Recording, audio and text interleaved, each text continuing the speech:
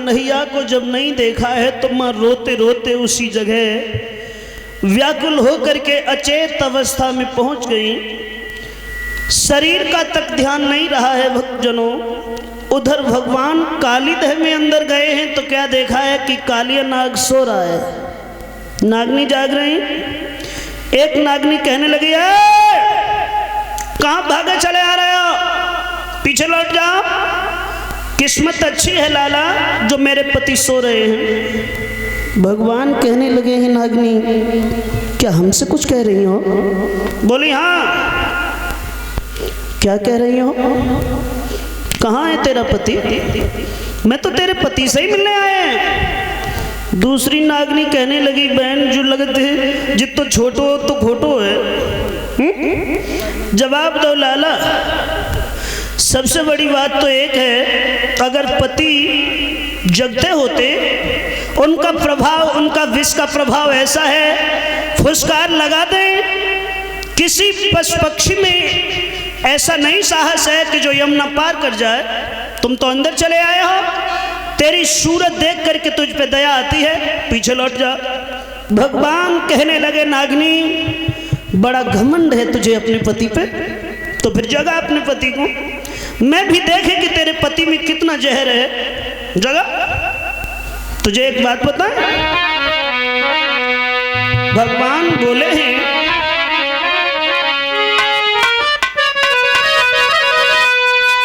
कि हमसे ही तो छोटे बालक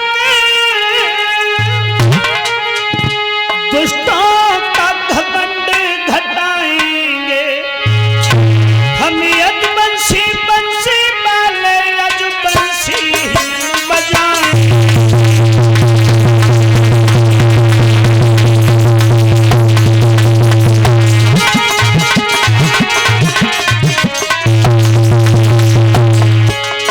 जगा, मैंने ये कहा कि जगा अपने पति को।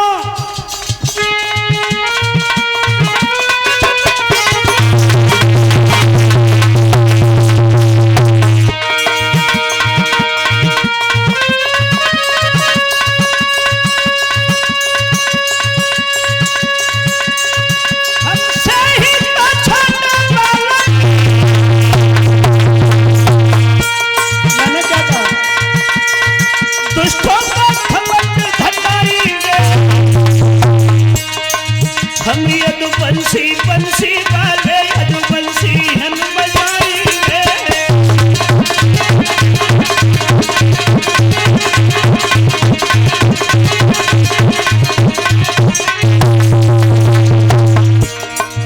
भगवान के मुंह से ऐसे शब्द सुने, नागनियां टकटकी लगा करके देखती रह गई।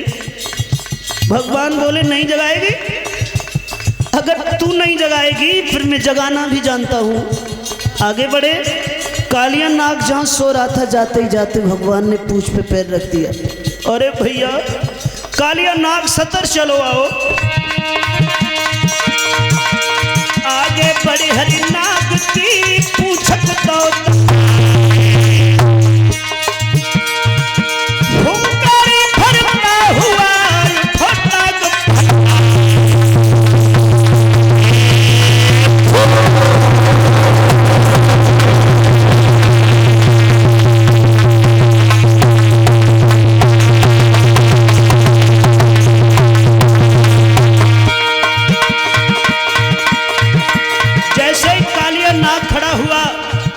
फुसकार लगाई, यमुना का पानी उबल गया।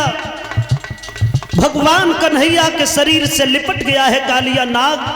कन्हैया ने सोची हमें लगत फंस गए इसके शिकंजा में, और उसी समय शरीर को इतना गर्म किया।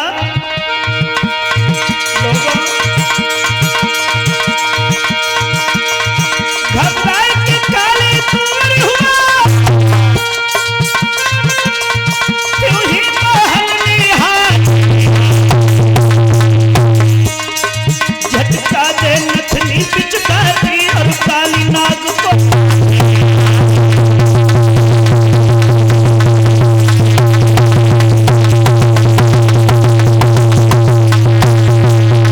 थोड़ी देर में ही भगवान ने कालिया नाग को अपने कब्जा में कर लिया। नागिनियां मोह तारी गई, भगवान के सामने पहुंची, दोनों हाथ जोड़े, प्रभु हम तामसी जीव हैं, अधोगति में हैं, क्रोध करना हमारा स्वभाव है और क्रोध के आवेश में कोई ब्रह्म को पहचान नहीं सकता, हमें क्षमा करना भगवान, हम आपको पहचान नहीं पाए और आप हमारे सुहाग की भीख हमें दे दीजिए, क्योंकि हम तुम्हारी शरण में आए हैं। कन्हैया कहने लगे अगर शरण में आ गई हो तब हम तुम्हारा सुहाग नहीं उजाड़ेंगे, लेकिन आप रात ही रात में इस देह को खाली करके यहाँ से रमणकद्वीप पे चले जाओ, हमारी गेंद आई है तुम्हारी देह में, वो गेंद लेकर के आओ, हमें कुछ कमल के फूलों की आवश्यकता है, वो फूल लेके आओ। तो एक नागनी गेंद लेके आई है, कालिया नाग ने भगवान को पुष्प भेंट किए हैं, जवाब दिया है भगवान अगर रमणकद्वीप पे गए तो वहां हमें गरुड़ खा जाएंगे। कन्हैया कहने लगे हैं कि गरुड़ तुमसे कुछ नहीं कहेंगे क्योंकि मेरे पदचिन्ह तुम्हारे फन पे बन गए हैं। कालिया नाग चलने के लिए तैयार होता है तो भगवान बोले ऐसे नहीं, पहले हमें बाहर छोड़ के आओ। कालिया नाग के फन पे सवार भगवान जब बाहर आए हैं तो क्या देखा है, वृंदावन के जितने भी लोग थे वो सब बेहोश अवस्था में पड़े हैं यमुना तट पर। कन्हैया ने सोची अब इन्हें जगाओ कैसे जाए, बाहर निकले आए तो जब कालिया नाग को ना देख पाए सब लोग, इसलिए इसके फन पे जब तक हम रहें हम सोच रहे हैं कि वृंदावन वाले सब लोग इस फन पे हमें देखें, जो इनके मन से इस कालिया नाग का भय निकल जाए। उसी समय भगवान ने हाथ में बंसी उठाई और बंसी बजाई, और बंसी की आवाज जब मैया के कान में पड़ी तो सबसे पहले जग गई और सबसे एक बात कही है कि यमुना की तरफ देखो, उधर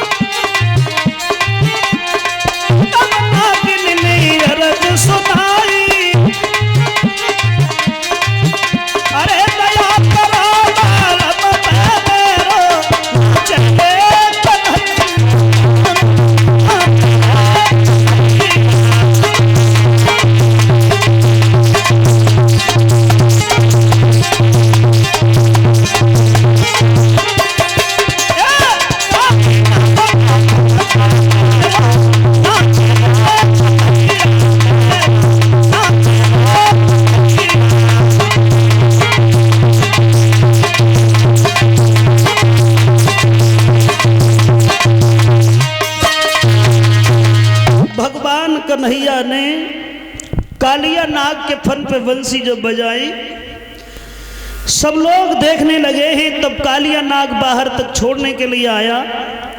यशोदा मैया ने श्याम सुंदर को अपने हृदय से लगा लिया और एक बात पूछी है, लाला ये कालिया नाग इतना विषैला सर्प तुम्हें बाहर छोड़ने कैसे चला आया? कन्हैया कुछ कह पाते था से पहले मनसुखा कान लगो। मैया बासका पूछ रही, हमसे पूछना। जब से कन्हैया अंदर गए तब से हम ये लाठी पटकते, सावधान काली, सावधान काली। कालिया नाग ने सोची कंस के पहरेदार बाहर खड़े और ताई के डर के माए बाहर छोड़ के चलो आओ। और जो ऐसे वचन सुने तो जवाब दिया है मैया मनसुखा सही कह रहा है। उसी समय वो गेंद अपने मित्र श्री दामा को दी है, फूल कंस के पास में भिजवाए, और कंस के पास में जब फूल गए हैं तो कंस और ज्यादा दुखी हो गया। दुखी होने के बाद में उसने बकासुर नाम के राक्षस का आह्वान किया है कि भैया अब तेरे बिना कोई दूसरा सहारा नहीं है, कोई दूसरा चारा नहीं है। जवाब दिया क्यों? बोले कृष्ण और बलराम नाम के 2 बच्चे हैं, उनका वध करके आना है तुम्हें। जवाब दिया बच्चों के लिए तुम हमें याद कर रहे हो, कैसी तृणाव्रत पूतना ये सब कहाँ गए? बोले वो तो सब मारे गए। क्या? तो फिर हम इतने कायर नहीं है उन सब की तरह, हम जाएंगे तो उन दोनों को मार के ही लौटेंगे। चला, और ये राक्षस जो होते थे इन्हें भेष बदलना आता, बगुला बन गया। बोला है कंस, तो बोला भैया दिन बदल गया और अब रहा न कोई चारा है, इस जीवन को इन प्राणों को तेरा ही सिर्फ सहारा।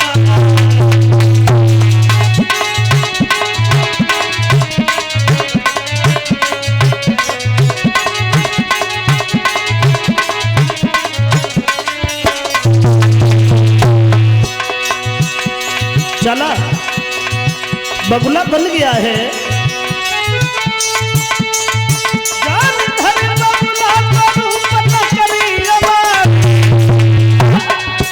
और कहाँ पर जहाँ थे विपन विहार,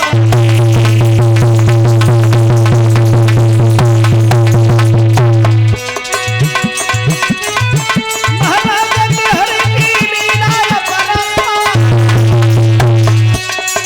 चोच पकड़ के नीच बकासुर दो बीच से फाड़।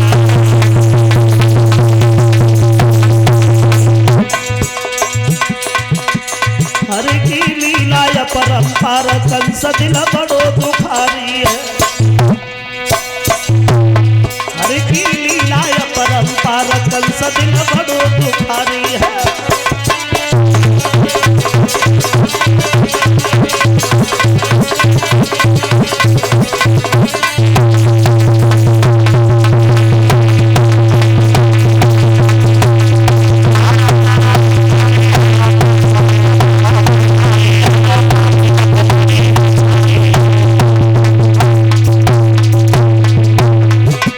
भैया हरिगति अपरंपार कंस दिल बड़ो दुखारी है।